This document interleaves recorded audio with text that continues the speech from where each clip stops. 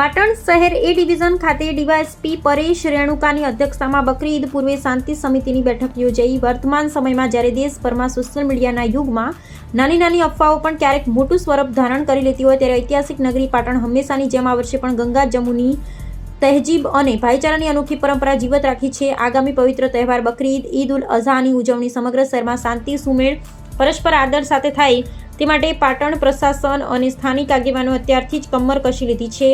આ સકારાત્મક પહેલના ભાગરૂપે આજે પાટણ શહેર એ ડિવિઝન પોલીસ સ્ટેશન ખાતે અત્યંત પ્રેરણાદાયી અને મહત્વપૂર્ણ શાંતિ સમિતિની બેઠક યોજાઈ હતી, જે માત્ર કાયદો વ્યવસ્થા જાળવવાના ઔપચારિકતા નહીં પરંતુ દિલથી દિલ મિલાવવાનો એક સુંદર અવસર બની રહી હતી।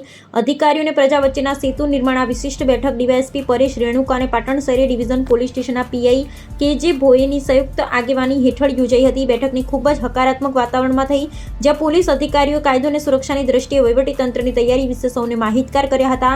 ડીવાયએસપી પરેશ રેણુકાએ પોતાના સંબોધનમાં જણાવ્યું હતું કે તહેવારો એ સમાજમાં ખુશીઓ અને ભાઈચારો વહેંચવાનું માધ્યમ છે। પાટણનો ઇતિહાસ હંમેશા શાંતિપ્રિય રહ્યો છે। આ વર્ષે પણ આપણે સૌ સાથે મળી આ પરંપરાને વધુ મજબૂત બનાવીએ।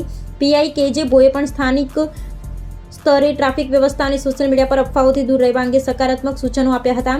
આ શાંતિ સમિતિની બેઠકમાં સમાજના દરેક વર્ગનું પ્રતિનિધિત્વ જોવા મળ્યું હતું। બેઠકમાં મુસ્લિમ સમાજના નાના મોટા સંગઠનોના અગ્રણીઓ, ધાર્મિક વડાઓ તેમજ પાટણ નગરપાલિકા ચૂંટાયેલા સદસ્ય એક મંચ પર ઉપસ્થિત રહ્યા હતા। સ્થાનિક આગેવાનોએ જણાવ્યું કે પોલીસ પ્રશાસન દ્વારા લેવાયેલો આ નિર્ણય આવકારદાયક છે અને તેઓ તહેવાર દરમિયાન સ્વચ્છતા, વહીવટી નિયમોનું પાલન અને પરસ્પર સૌહાર્દ જાળવવા માટે સંપૂર્ણ કટિબદ્ધ છે। કોઈપણ તહેવાર સમાજને જોડવાનું જ કામ કરે છે। પાટણની આ સકારાત્મક બેઠક અન્ય શહેરો માટે પણ કોમી એકતા અને સુશાસનનું એક ઉત્તમ ઉદાહરણ પૂરું પાડે છે। આ પ્રસંગે પાટણ નગરપાલિકા પૂર્વ કોર્પોરેટર મનોજ કે પટેલ, કોર્પોરેટર સાધનાબેન પરમાર, લાયન્સ ક્લબના પ્રમુખ નિકુલભાઈ ચુનાવાલા, ઇમરાનભાઈ વગેરે ઉપસ્થિત રહ્યા હતા।